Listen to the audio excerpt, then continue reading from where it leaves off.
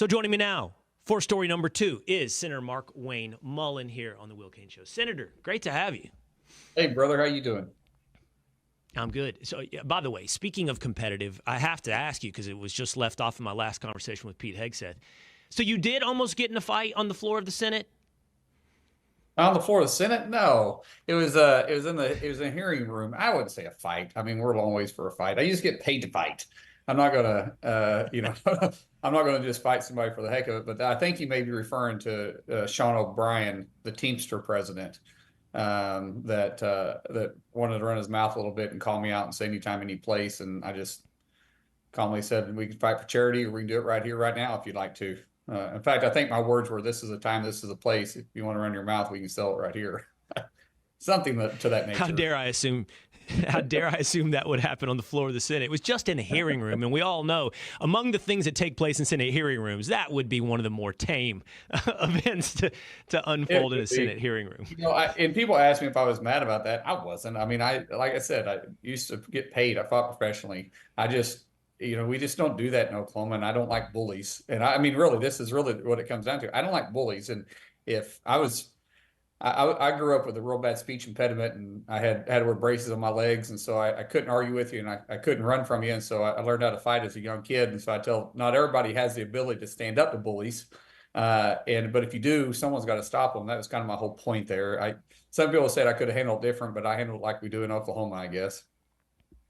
Well, speaking of that, by the way, I mean, it's part of your bio. People know this. You fought MMA for a while, and I think your family in general, is it wrestling that I think your kids wrestle. You may have wrestled.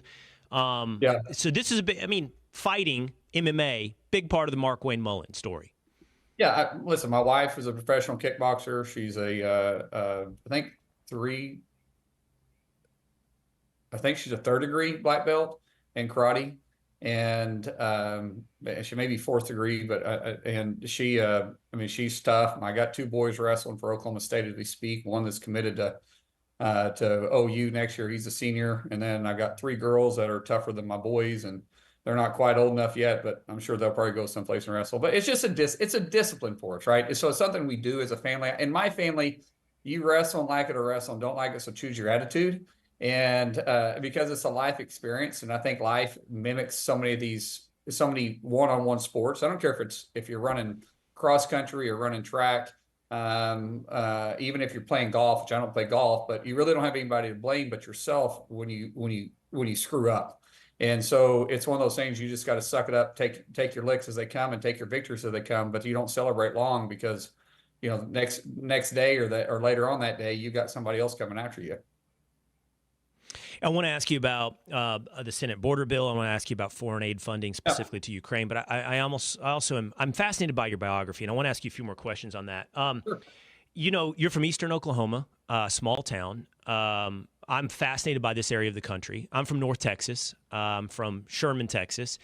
Right. No problem. Right between us, you could draw a 90-degree angle from basically where I grew up through where you grew up to. I know you have this poster I read to Arkansas, in the home of like True Grit. And I just got done watching the series Bass Reeves on Paramount, which basically that's the area from your home to my home is where the entire thing takes place. It's a unique part of the country, and it historically rough, still impoverished in many ways. And you have a unique tie to it. I mean, you're the only sitting member of the Senate who's a Native American. You're a member of the Cherokee Nation. What does all that bring to you? Like it's easy to read how it's unique in your bio. How does that make you unique as a man, as a senator? Honestly, when you grow up where I grew up, and by the way, I'm sitting right here on my ranch. I'm in actually in my office. It's in my barn, and I'm looking out at the horse right now, using the bathroom in front of me as we speak outside my window. I mean, it's where we live. Arkansas is right beside me. And growing up here in Indian country, being Cherokee or being Native American isn't anything special because everybody is. No one makes a big deal of it. Everybody grew up using IHS, Indian Health Services. Nobody had health insurance because everybody went to the Indian Health Services. The county I'm in right now, it's out of 77 counties in the state of Oklahoma, it's the poorest county in the state. And it's way we were always raised. So I didn't think anything special about being Cherokee until I went to Washington, D.C., And Tom Cole, who's Chickasaw at the time, he says, "Congratulations, we just doubled our Native American population in Congress." At that time, it was just him and I. Now, when I went to the Senate, I'm the first Cherokee and the first Native American to serve in the Senate from Oklahoma since 1925, and the only current member that's a Native American. And the perspective really isn't anything different than anybody else. And I get to ask this question, but really, we all are elected to represent our backyards, right? And we represent our backyards by it being our life experiences and the way we're raised. So I just represent Oklahoma. I was born and bred here. My family's been here. We came over on what they historically, I get pushback when I say this, but historically it's referred to as a volunteer walk. It was the Trail of Tears. Trail of Tears had two walks. One was what they consider the volunteer walk, which happened in the 1830s, and then the Trail of Tears, which was a forced walk. That was a second walk.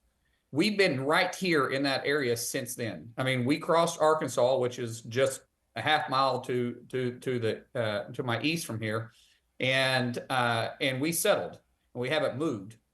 So I will tell you honestly, when I first got to Washington, D.C., though, I was a little bit intimidated. I was like, what do I have to bring? I got these guys sitting across from me that's graduated from Harvard and Yale and MIT and Duke and all these fancy degrees and law degrees.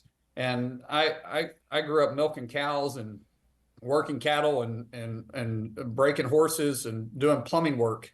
And what do I have to bring that's different? I mean, I got punched in the face for money. I mean, that's not really the background that people have in Congress, but it also is unique because it's the way our founding fathers wanted to set us up, right? We wanted to be set up by not a ruling class, but from different individuals. And it's the great thing about America is that you don't have to be from royalty. You don't have to be from a bloodline that's always been in politics. That's not the way it is in America. You could just say, I got fed up. And why I ran for office is because I got fed up. They shut down a company we had that employed about a little over 100 people. The EPA did it. And I thought, well, if my problem isn't my ability to hire and fire right, my ability is the fact that some bureaucrat in Washington, D.C. shut me down, then that's where I'm going. And that happened underneath Obama. And so the background that I bring is just Oklahoma. I think my background is no different than anybody else that lives in this state. We all have similar backgrounds.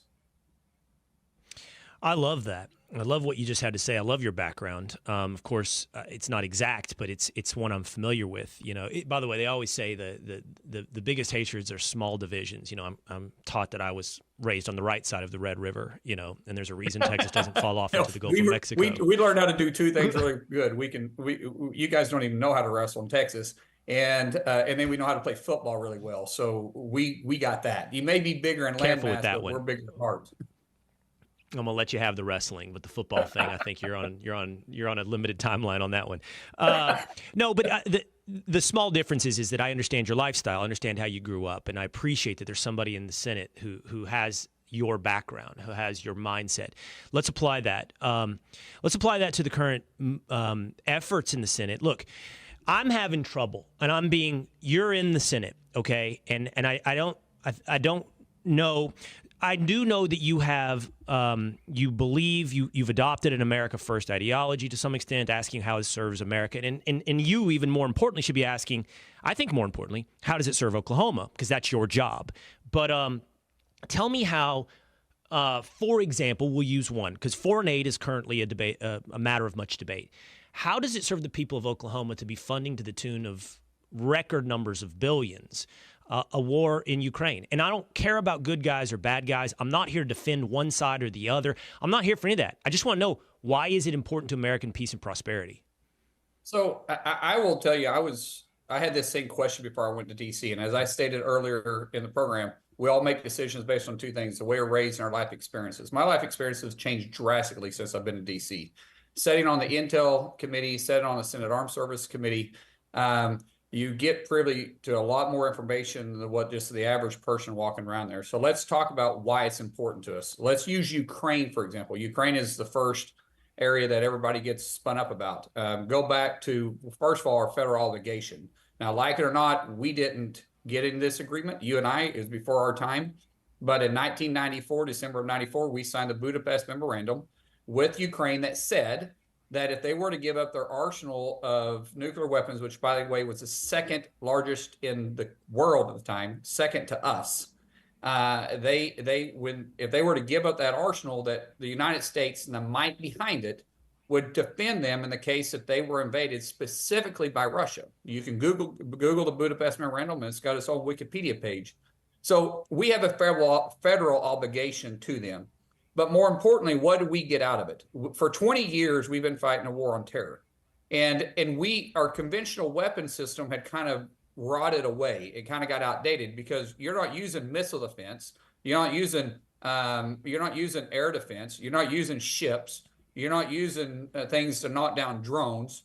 You're really trying to have big bullets to go through rock and clay walls. You're worried about IEDs, and so you're more worried about MRAPs and up armoring our Humvees than you are about anything in the air or in the water. When we started this fight with Ukraine, we realized that our defense industry was way down. For instance, 155 rounds, Russia makes more a month in 155 rounds than we make an entire year inside the United States. We're spending $2 million to bring down a $100,000 drone or a $50,000 drone. We never fought drones in Ukraine. So our defense industry has actually gained, and I say Ukraine, in the Middle East, our defense industry is actually helping get spun up because of the war in Ukraine to some degree. So what do we get out of it? We're getting prepared to fight if we have to with China. And we're not going to choose to fight against China. We're not going to choose to fight against Putin. But there's one guy that President Xi in China is making that decision for us. We're not being the aggressors. They're being the aggressors. They're the ones being aggressive. May I? And Pacific. Go ahead. May I interject a question? Yeah. I find your answer interesting in this respect. You gave me an answer, and there's going to be more because, as you said, you become privy to more information. First, a question, and then I want to push you on something. Sure. This is a little bit off, but you bring up that you're privy to intelligence briefings, and I appreciate that the intelligence agencies, I appreciate and I don't appreciate, are far and wide and vast, and that means there's great people and bad people, and trustworthy people and untrustworthy people inside of our own intelligence agencies. But when I see stories that just came out, for example, of the CIA helping to begin the investigations into President Trump, I think a worthy question to ask going forward is, how much can you trust what you're being told in those intel briefings? Just because you have the three-letter moniker CIA doesn't mean that what you're getting is A, truthful, or B, in the best interest of America. You don't. The people that are appointed by the presidents, you don't trust them. It's a trust but verify. So that's why Codell's congressional trips that we do that a lot of people complain about, there are some people that abuse the Codell's, don't get me wrong. But if you're doing them right, you're going to in-country, you're getting the in-country, the chief of station briefings. You're going to the FOBs, four operating bases. You're getting away from Washington, D.C. that are politically appointed positions, and you're getting to the guys that are in the field. You're getting your eyes on it, you're getting your ears on it, and you're getting your hands on it, and you can get the information you need. Then you go back to those briefings and you push the political appointees on why they're not telling us the truth. Why are they redacting it? Because if you just rely on the briefings that the White House sends you, you will get nothing but their story that they want. You have to travel. I was in 17 countries last year alone. A little kid from Westville, Oklahoma, that never really left a 250-mile radius around where I live today, all of a sudden is going to 17 countries in 1 week. It's humbling, but it's also important because it's fact-checking. Because someone's going to have a presence around the world. And if it's not us, then who is it going to be? Because, by the way, the person that has a presence around the world also controls the economy too. And you got to think about that. We can't be an isolationist country because we're not an isolationist economy. Our economy is widespread. And is there an argument to be made, Senator, on that note? And I'm just trying to have a conversation with you. I don't interrupt to debate. I just find some of the things you're saying. Yeah. I just had this conversation with Pete Hegseth, my co-host on Fox and Friends Weekend, about, this. I'm watching Alexander the Great, and we were talking about empire building. If you're not growing, are you declining? Jimmy Johnson once said, when it came to sports, there's no status quo. You're getting better, you're getting worse. Right. But that may be true. That may be true. But I'm curious, because you've brought them up more than once now. It seems like America's approach to being involved in the world, as you just described it, has been rudimentary explanation here, but bombs and bases, drones and bases, military footprint, where China's taken a different approach. They're intertwining their influence, their economy, they're peddling influence, they're intermingling their businesses in Africa and Latin America, all across the globe. Is there not I'm not saying China, good guy, America, bad guy, obviously. What I'm saying is there not something there to learn from your adversary? Yeah, so I would say that you have to look at a different approach. We look at politics as 4 years. They're in a 100-year Belt and Road Initiative. It's called One Belt, One Road. So understand the differences. We are involved in a lot more. Our foreign aid through our USA aid, our State Department, we're not just bombs and stuff. We're there in the case they need it. So like Ukraine, they're in the case and need it. We're in all these other countries. We're not in fights with them. We don't have troops there, but we may have a base there that's in the region that they want influence because they want to know that we're there for overwatch protection. But typically what we're looking at is actually shipping lanes. So One Belt, One Road Initiative, it is to get, you got to think about what President Xi is trying to do here. He's trying to encompass the world in one belt, one road with exit ramps that go to China. That means he wants everybody to be reliant on them. And so when they do that, they got to control the shipping lanes. So what you're seeing now is China isn't investing in their economy. They're investing in areas so they can build a port to control the shipping lanes. So where they put a port, they also put their military. You start looking at what they're trying to do by encompassing the economy. 80% of the cranes right now that used in all shipping ports right now, 80%, the technology that was built and the technology that uses the information to know what's in the container to ship it to what ship is controlled in China, Beijing, China, 80% of it right now. When you start looking at the currency, they're pushing real hard in Brazil currently for Brazil to start recognizing the yen as a currency. When you start realizing that the road is complete, and then they start doing the off ramps, what does the belt mean? Why do they say one belt, one road? The belt in China has two meanings. It's the traditional meaning: hold something up, hold something together. That's your pants. And also on the other side of it is a way to insult or to correct. It's a belting. Used to, they would take their belt off, like in the Middle East where they throw the shoe at you. In China, they would take their belt off because it was a cloth belt at the time, and they would slap you across the face. And it was a form of humiliation and correction. And so the belt is when you start complaining about them, they're going to tighten their belt around their waist, and they're trying to tighten the economy, tighten the world, make them be reliant on China. And if you don't respond to them, then they're going to discipline you and slap you across the face. That's what we're dealing with right now with China. That's the One Belt, One Road 100-year initiative. United States, we can't get out of it through presidential election cycles. And if we don't take a different approach to it, then we are going to find ourselves greatly behind, which we are today. 10 years ago, China only had an interest in roughly 10% of the nations around the world, 10%. Today, they're approaching over 70%. In South America right now, they're in every single country but one in South America, but one. 6 years ago, they didn't have a presence in South America. I want to go back to by the way, small town guy from Oklahoma, plumbing business, sure has made himself very informed on geopolitics. I think your answers are appreciated in the effort and time you've put into that. I want to go back. I don't know. I want to be sensitive to your time, so you can also just let us know on air if we're pushing into rounding up the horses. The answer on Ukraine, that our military was behind. You pointed out several different things, specifics where we were behind Russia, for example, on ammunition or whatever it may be. And that your answer to me was, this has been an opportunity to spin up our military industrial complex. That answer from you is going to strike some as like, well, that's exactly what I thought. It's a big laundering operation for the military-industrial complex. Now, you could be saying the same thing, though, Senator. You could be saying the same thing. You're kind of saying we need to. So here's my question for you. I think this is a fair statement. Over the last 20 years, nobody in the globe has been more militarily active than the United States of America.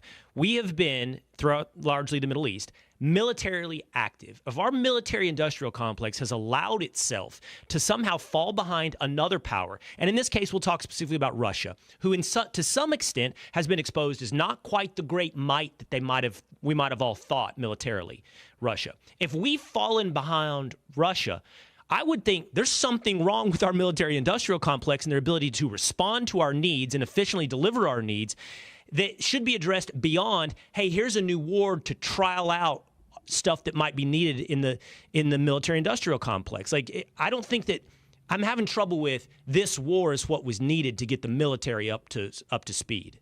I don't want you to think that that's what I'm saying. I'm just saying if people want to look at what we're doing up to date right now, majority of our money or majority of the money we sent to them has been through what we consider out of date shells, out of date equipment, out of date stuff that we would normally be blowing up, munitions, air defense, that we'd be blowing up in McAllister at noon every single day. McAllister, Oklahoma is a munition depot, and every day it sounds like thunder's going off at noon because we're using the spent rounds. So 75% of the aid package that the Senate passed, 75% of it goes to replenish our munitions and restock them. So what we did though is when you start talking about that, you got to start looking at what we've been fighting. Our military defense industry was focused on what our needs was for a war on terror. We wasn't having to focus on air defense. We wouldn't have to worry about ships. We definitely weren't having to worry about drones. Now that we're seeing what a conventional fight was, so one's a war on terror. Now we're switching to a conventional. We're making a move to a conventional war, which China and Russia had been focusing on. While we were worrying about IEDs, they were worrying about getting supersonic missiles, which we hadn't even started on. When we were worried about getting MRAPs, China was worried about building ships. Now they're building ships at the tune of 30 to 1 that the United States is doing. And so we're having to change our defense industry. So what the war on Ukraine did is it woke us up and said, oh, hold on a second. We've got behind from what a conventional war actually looks like. Instead of fighting guys that run around in Toyota Tacomas with a 50 cal mounted on it with a rag around their head, we're now fighting guys that is conventional war. They're a conventional army. These guys are fighting the same tools with the same technology that we have. I mean, we're fighting guys that hadn't even had night vision, and so we can win all of our fights in the night. We're fighting guys now that they have that same technology that we have. And so we're having to change. The whole defense industry is having to move, and then we're realizing we can't keep up with the amount of shells that is required to fight in Ukraine. How would we be able to fight two fronts at one time? God forbid we have to take China on and Russia on at the same time. Right. So we're using this as an opportunity not to launder money, but to get better prepared for what our enemies might bring to us, because it's peace through strength. Reagan believed in that. We won the Cold War because we were able to outproduce and outpace the arms race in Soviet Union, and we broke them because they couldn't keep up with us, because they feared the technology that we had. No one's fearing our technology today. And if we don't have something for them to fear, then there's nothing to keep them from pushing their will on around the world. By the way, when I use the term money laundering, that's a loaded term, and it wasn't the right term for me to choose in this particular application. What would have been the more appropriate term for me to choose would be sort of and look, this isn't a debate point, but this is the way many people see this. Like, it's a political payoff to a huge constituency that's ever present in Washington. That's the military industrial complex. I'm not arguing to you that that's the case. I'm telling you. Yeah, go ahead. Yeah. Sorry. No. You'll say to me what? Well, it's kind of at our own doing when you start looking at this. It's so stupid. Everybody wants DC to operate like a business, and yet we don't. We don't even kind of. It drives me nuts. So what happens inside the DOD? The DOD, they talk about these Boeing or all these other organizations that have huge contracts. And I hate to just single out Boeing, but I really don't want to go down the list and start naming people. But we start using these guys as an example because they have billions of dollars worth of contracts for the defense industry. But what happens is because of the rules that Congress has passed, there's so many checks and balances that's put in place, the small guy really can't get into it because the paperwork and the amount of auditing that takes place to get a contract like that with the Department of Defense really can only be a publicly traded company. So when we have a small company that comes up and tries to sell to the Department of Defense, and they say, yeah, we'd like to give you this contract, but since it's over 500 million, because this is a case, in one case, since it's over 500 million, we can't do business with you unless you sell to one of these other guys because they're a publicly traded company and they've already got cleared through Congress to be able to handle the contract. So you're going to have to sell, and they'll have to buy the product. And then the product goes from costing us, let's say, I'll just use round numbers, $100,000 for a piece of equipment. Now that contract has markups on it, and that contract is going to cost us $175,000. And I have arguments like this all the time inside the Senate Armed Services Committee when we're having briefings, especially classified briefings, is why do we continue to do this? And they keep coming back to us to say, if Congress wants to change that, then Congress needs to change the rules. And then when we go to change the rules, people are saying that we're just trying to get bought off so we can give one of our friends a contract that's favorable for them to the DOD. And it's like a lose-lose situation. Well, I think the best example of this is I've been reading. It's 600 pages, so audience, just give me some time. I've referenced a lot. The biography of Elon Musk, where he did this exact thing with NASA. He's like, look, cost plus is a dumb business model, and it's incredibly inefficient. And so he presented an option of space travel that was predicated upon outcomes, like any entrepreneur would, and it's revolutionized that industry. One last thing, and then I want to ask you about the border really quickly, but one last thing on this. I don't think so. If I asked you, set aside the Budapest Memorandum, what is in the best interest of Americans today? Why is funding a war in Ukraine? Like, what do I care if Russia takes a chunk of Ukraine, whatever it may be? And I'm not trying to be callous, I'm not trying to be cold, but like my job, your job is to understand and serve the interest of Americans. And if I ask you directly, how does this serve the interests of Americans? Am I correct in hearing you out in this conversation because it prepares us for the next existential war? No, there's a lot of tentacles to this. Let's go to what Ukraine has to offer. For instance, Ukraine has the largest rare earth mineral deposit, arguably in the world, definitely in Europe, but arguably in the world. The only person that would rival that is the rare earth mineral deposit in China. The next one to that is in Afghanistan. So if you start looking at where we're moving as a world, do you want the alliance between China, North Korea, Iran, and Russia controlling something that's we're using in every one of our batteries, every one of our cars because they go in the chips, every one of our phones, satellite technology, everything we're using, and we don't have the minerals here inside the United States. And if we do, we can't get past the environmentalists to actually go mine them to begin with. So that's one. Two, they control also the second world supply of food to that region next to Russia. So you start thinking about the destabilization that Russia all of a sudden controls it. They control the minerals, they control the shipping lanes and the food. Third, talk about gas. The only person that can rival Russia inside Europe for gas, meaning for heating cases, and we see Russia use gas as a leverage point all over Europe, is Ukraine once again. Ukraine has the second largest pipeline next to Russia in Europe, and they supply the biggest chunk of that. The second one is their nuclear power plant, which also supplies power. So you start thinking that Ukraine may not just be Ukraine. Ukraine is a central power source that Russia desperately wants, which is why Putin chose to go there. They could have went into Georgia. They could have went Azerbaijan. They could have went into any of these other countries they wanted to, but they need the resources that Ukraine has. And if Russia is allowed to get the resources, they'll control the economy because the power, energy, is the backbone of the economy. Without reliable and affordable energy, you cannot have a reliable and affordable economy. Without that, I'll show you a third world country. So if Russia all of a sudden controls the energy to the entire Europe area, they will control that entire economy. All right, we've gone longer than we anticipated, which I'm happy with, and I hope that you're okay and pleased as well. So, but I wanted to hit the border before we go. You were on Fox and Friends before the release of the Senate border bill, which came under huge criticism. At that time, I believe you were talking to my co-host Pete Hegseth. You said, "Just give it a minute. Let's read the bill." Right. You advocated for patience. I think afterwards you ended up not. You can correct whatever I say here. Clarify. I think you ended up not supporting the way that turned out. I think what many of us think is, why do we need a bill? Like, why is it necessary to pass a law where it seems like everything is available? All we're lacking here is enforcement.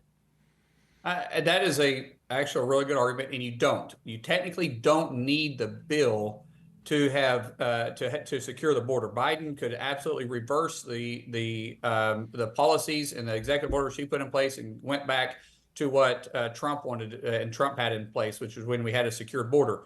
But one thing that Trump couldn't get done is he couldn't change the asylum rules and he couldn't change the parole process. And in fact, when he tried to change the asylum rules, what ended up happening is they took him to court and the court overruled his executive orders. And so the asylum process has to change. And so instead of them just being able to come in and say, I fear my government, no proof and burden on them, they can simply come in, we give them parole, and they have to show up in 6 to 8 years while they're here legally, and we have to support them in the United States. We had to change that policy. And what Trump wanted to basically do is go back to what the pact said, like Canada and Mexico is. You have to claim asylum in first country. We have a first country policy that says with China, Mexico, or with Mexico, United States, and Canada that says you cannot claim asylum in my country if you come through one of these countries first. You have to claim asylum in the first country you go to. We're the only one that doesn't enforce that. Trump tried to reverse that. There in this policy or this border bill, we were actually trying to make that change. And then in the parole process, instead of just claiming it and automatically getting accepted it, you had to actually prove the burden that you had credible fear in the country and there was no safe place for you to go to along the way, which would have been Mexico, because it's considered a safe country. You'd had to claim asylum there. That would, and this is what Trump was saying, if I do that, that'll keep the flow of these 170 other countries that's crossing Mexico, these individuals from 170 different countries crossing Mexico. It'll keep Mexico start securing their own border on their southern side, because otherwise these individuals have to claim asylum there. So they don't want to be invaded either. That was what we were trying to get done with this parole bill to begin with, not to secure the border. The border could be secured today if the Democrats wanted to do it. But in order to have this process from going farther down the road, if Trump gets in office, which let's pray to God he does, then he won't have to go to court. He can immediately enforce this part that Joe Biden won't enforce. You're absolutely right about the asylum process. It's beyond enforcement of the border. It's the biggest issue that has to be solved.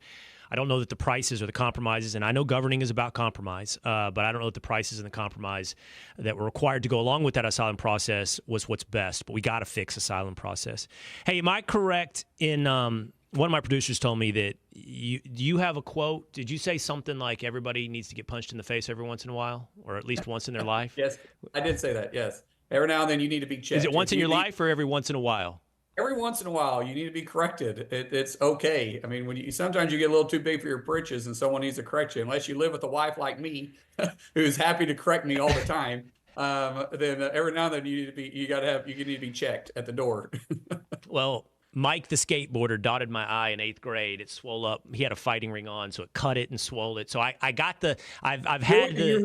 checked that box. Yeah. I do remember it. Deserve it, or is he being a bully? It was a stupid middle school. How did we end up in this fight type situation? You know, two dogs passing each other in the hallway. You know, and all of a sudden you're like, why do you guys start fighting? To the two dogs. I don't know to this day why we started fighting. But I need one. I mean, it's been a while. I could probably use one. That's not an invitation for you or anyone else. But I don't imagine you're one of those keyboard warriors that talk real strong with the keyboard, but yet you won't back it up when you see somebody in face to face. Those are the individuals that I'm referring to. Well, this has been a pleasure, Senator Mark. Oh, by the way, it's true. Mark Wayne, your mom. I read your mom gave you, what is it, 2 uncles' names, or your dad and an uncle, but then on the birth certificate, but didn't go back and edit it. She couldn't decide, and so she put them both down. Or did she forget the space? What happened? This is going to set me up for criticism. They thought I was going to be a girl. And so when I was born, they didn't have a guy's name picked out. I had 2 uncles that didn't have any boys. And so they were in the delivery room literally arguing about who I was going to be named after. And my mom got sick of it and just wrote one name down on the birth certificate and never went. She had intentions of making one of a middle name, and she never did. So it's stuck, Mark Wayne. And I keep thinking someone's going to name after me at some point, so I won't be the only person there they Google. Do you have a middle name as well, in addition to the double first name? No, just Mark Wayne Mullin. No middle name. There we go. All right. I think it works. This has been a real pleasure. Thanks for talking substance and having some fun with me as well today here on the Will Cain Show. I hope to have you again, Senator. Anytime. Appreciate you. Thank you.